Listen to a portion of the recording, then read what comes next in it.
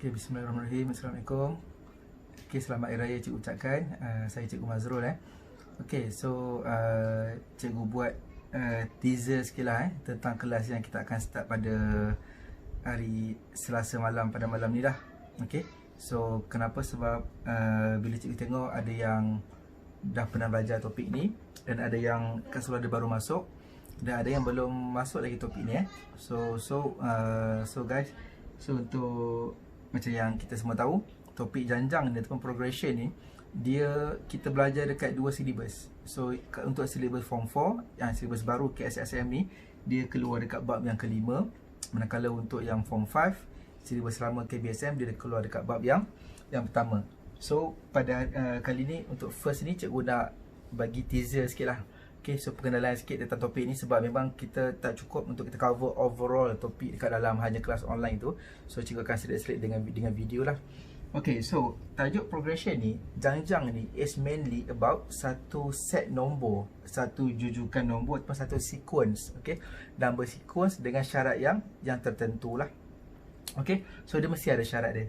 Okay, so dalam topik ni kita akan tengok lebih kepada sequence ataupun lebih kepada jujukan. Okay, so contohnya macam ni, kita ada satu nombor 2, okay, and then kita ada nombor 5, and then kita ada nombor 7, kemudian kita ada 8. So kita tengok antara hubungan nombor dengan nombor tu, maksudnya daripada satu nombor pertama ke nombor kedua, nombor ketiga, nombor keempat, apakah hubungan dia. So kalau kita tengok kat sini, 2 pergi ke 5, dia tambah 3, betul? So maksudnya kat sini 2 ke 5, dia tambahkan dengan 3. 5 nak ke 7, dia tambah berapa? Dia tambahkan dengan 2. 7 nak ke 8, dia tambah dengan 1. So adakah ini sequence? Yes, ini sequence sebenarnya. Tapi sequence ni tak termasuk dalam progression. Okay, kenapa? Sebab pola dia, penambahan dia tidak sama.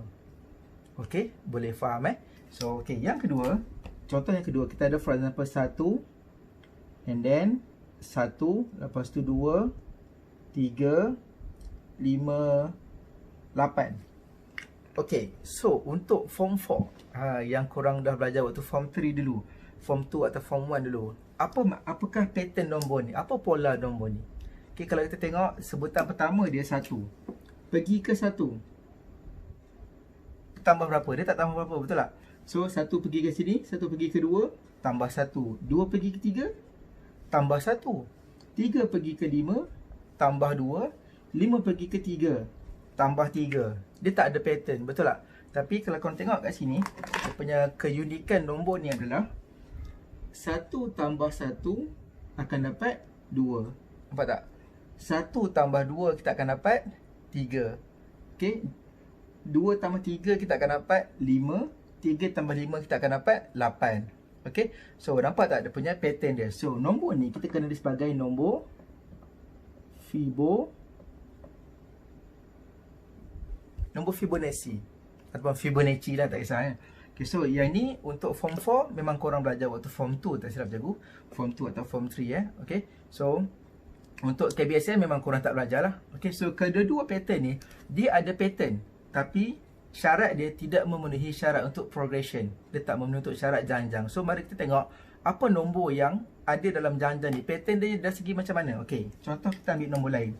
Okay, so kita ambil nombor 3, 7, 11, 15, dot tu maksudnya dia ada sambungan lagi. Okay, so kalau kita tengok pattern soalan ni kelas, so 3 ke 7 ni ditambah berapa kat sini? Ditambah dengan 4. 7 ke 11 pun ditambahkan dengan 4. 11 ke 15 pun ditambahkan dengan 4. So nampak pola dia adalah sekata. Okay, pola dia adalah sama. Ini adalah janjang, ini adalah progression. So progression ni, dia punya sequence dia, jujukan dia mesti adalah, syarat dia mesti sekata. Okay, so nampak kat sini dia tambah 4, betul tak? Okay, so dia tambah 4 So kita tengok lagi satu pattern. Contoh kita ada kat sini 20, kemudian kita ada 18, 16, 14, 12, Okay, apakah pattern dia? Kalau awak tengok kat sini 20, 18, 16, 14, 12 dan seterusnya, dia tolakkan dengan 2 kan, dia berkurang 2. So yang ni bertambah 4, yang ni berkurang 2. Ini adalah janjang. Ini adalah progression. Nampak tak? Okay, so kat sini, apa yang kita boleh rungkaikan kat sini adalah beza dia sama tak? Beza antara setiap sebutan tu adalah sama. Beza tu kita panggil sebagai common different.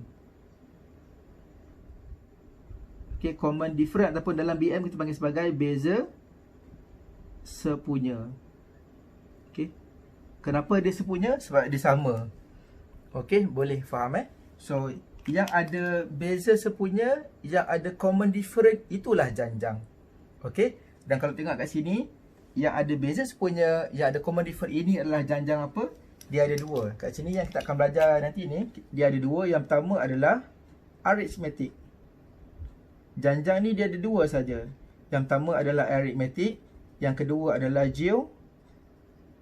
geometric. Okay, arithmetic ataupun geometric. Dalam English sama je, arithmetic ataupun geometric progression. Okay, so arithmetic ni adalah melibatkan beza sepunya dia sama. Maksudnya dia bertambah ataupun dia berkurang. So macam mana pula dengan geometric? Kalau arithmetic, tambah ataupun tolak. Kalau geometrik digunakan darab ataupun bahagi. Okey, bagus. Okay, contoh dia macam ni. Okey, contoh dia macam ni Okey, so kita ada satu lagi nombor. Contoh kita ada 2 6 18 54 ... Okey, apa sikon ni kelas? Apa dia punya hubungan antara setiap jujukan tu ataupun setiap sebutan tu? Okey.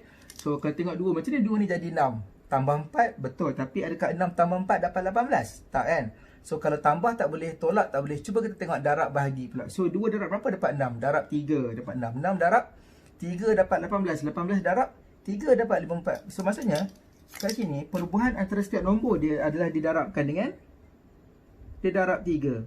6 darab 3 dapat 18. 18 darab 3 dapat 54. Nampak Bila dia darab, dia adalah janjang. Janjang apa? Janjang geometri. Okey. So lagi satu kita tengok yang terakhir. Contoh yang terakhir adalah kat sini cikgu ambil for example 9. Kemudian 3 1 1/3. Ada fraction kat situ, ada pecahan. Dot. Maksudnya nombor ni dia berterusan, nampak tak? Oops. Okey, so nampak So kita ada 9 3 1 1. So macam mana daripada nombor pertama pergi ke nombor yang kedua? Okey, darab memang of course tak lah. So kat sini digunakan konsep bahagi. So kat sini 9 nak ke 3 dia kena bahagi dengan bahagi 3. 3 nak ke 1 dia akan jadi bahagi 3. 1 nak ke 1/3 dia kena bahagi 3. So nampak So pattern yang ni melibatkan darab dan bahagi. So kalau dia darab dan bahagi, kita kategorikan dia sebagai janjang geometri. Okay. So kalau tambah tolak, kita panggil sebagai beza. Beza tu adalah tolak, betul tak? Okay.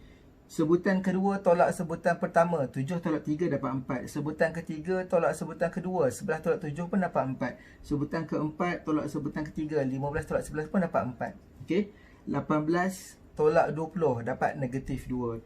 16 tolak 18 dapat negatif 2. 14 tolak 16 dapat negatif 2. 12 tolak 14 dapat negatif 2.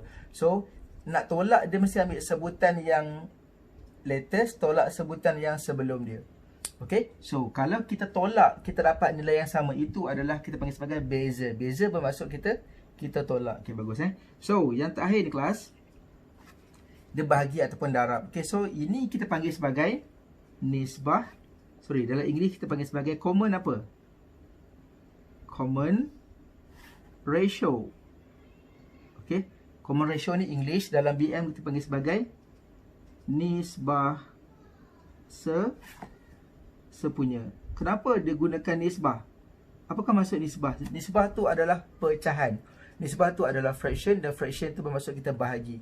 Okay. So buktinya kelas kat sini. 6 bahagi 2 dapat 3. 18 bahagi 6 kita akan dapat 3. 54 bahagi 18 pun kita akan dapat 3. Betul Okay, so 3 bahagi 9. dapat 1/3. 1/3 dapat 1/3. So 1/3 bagi 1 dapat 1/3. So nampak So kesimpulan dia, janjang ni adalah melibatkan satu sekuen ataupun satu nombor, jujukan nombor, dengan syarat dia melibatkan tambah tolak ataupun darab bahagi. Okey, nampak So kalau tambah tolak kita panggil sebagai aritmetik. Aritmetik melibatkan tambah atau tolak.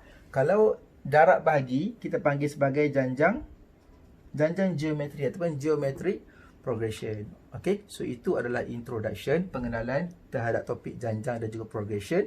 So untuk yang dah belajar, ini sebagai revision lah. Okay, dan untuk yang baru belajar, so ini adalah kita punya introduction. Okay, so nanti untuk kelas yang sebenar pada pukul 9 malam nanti.